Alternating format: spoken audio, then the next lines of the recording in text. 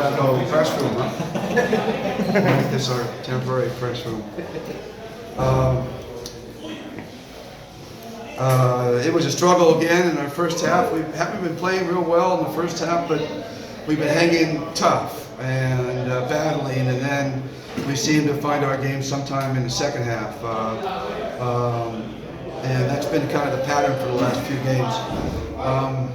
But we're getting just great play from guys that, you know, I don't think anybody expected us to. Aljon and I was really Prince today. Prince played really well, defended Durham, and Kevin Ferrer played very, very well today. So, you know, we're getting help from different. The last game it was Mark. So, you know, it's just been someone else coming and doing things aside from Justin, aside from LA. Of course, Japeth had a big game tonight, and so it's just it's great because it's you know, we're just stepping up for each other, and that's what a team's all about. It's not about one guy coming out and doing it every night. It's about somebody else stepping up every night, and somebody else is doing it. So, you know, from a coaching standpoint, you can't be more pleased than that. And so I'm obviously really pleased, and it shows up in our record. You know, it's not like you know, this stuff is really keeping us on top of the standings. And again, we're hoping Sol and Greg will join us tomorrow in practice, and you know, maybe after our Lucena game, Joe might be available. So, you know, coming into the last 2 or 3 games of the conference, we might start getting guys back, and, you know, get back to where, you know, where our team was last conference in terms of personnel, getting everybody back. I wanted to play Art, by the way, today, but he told one of my assistant coaches he didn't feel like he was ready.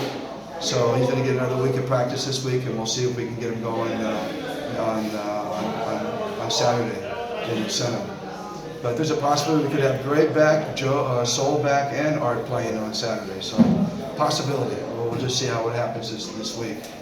But in the meantime, you know, like I said, guys are stepping up. It's been fun. It's been a fun ride for us so far. But we still have a long ways to go in terms of, you know, positioning in the playoffs and then having to do something in the playoffs.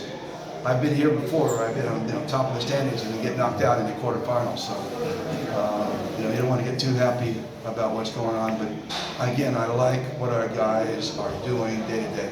And the guys don't expect to do it.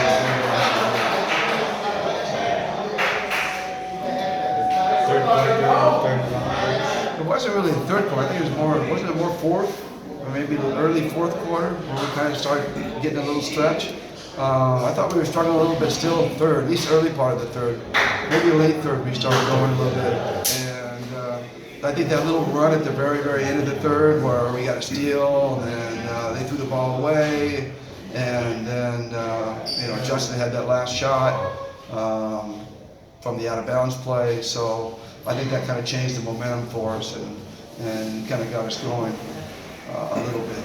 And you know, those are things you look at and look for. You know, those little things like that can change the whole game, and it changed the complexion of the game. It changed our attitude toward the game. You know, we were like, oh, this is like hard, we're not doing well, and then all of a sudden it lifted our spirits having that little run. And so again, like, those are the things you look for in the course of a game that can kind of turn around the way you feel about a game. And the way you feel about a game is really important. When you're struggling and you know you're struggling, you're going to continue to struggle. But when you get a little spark, and you know, that's why they called Mark the spark. He'd get a little spark and get something going, and the whole thing would change. And so, yeah, you're right. That end of the third quarter was really telling for the rest of the game. Yeah, you know, this doesn't really feel like the road because we drove here. We didn't take a bus and we didn't spend the night. And that was the other part, sorry. The other part was we didn't get a chance to shoot here. And I think it took us a while to figure out we were 1 for 13 from the three-point line in the first half. And, you know, we didn't get a chance to practice here because we played the night before. We didn't get a chance to come here early and shoot. We didn't get first game played, so there was no chance to really come out and get a feel for the rims. The only guy who has played here before on our team was Justin, ironically, our import. And also ironically, he struggled the most at his shooting, especially in the first half. So we were hoping he could carry us kind of in that first half, but he struggled also. So again, just it's always tough going out of town. That's why we all travel a day early to go out of town, so we get used to the rims, have a practice, get a feel. You'd be surprised how difficult it is to make free throws out of town. I think if Fidel ever made a study, or a free throw shooting, you'd find that free throw shooting is 20% lower out of town than it is out of net home, just because it's so rare to play there. Yeah, it's unfamiliar. That makes it a lot tougher. So, but in this case, it was the same for both teams. They didn't shoot here either, neither did we. So they didn't get an advantage. We didn't get an advantage. Okay. Thanks.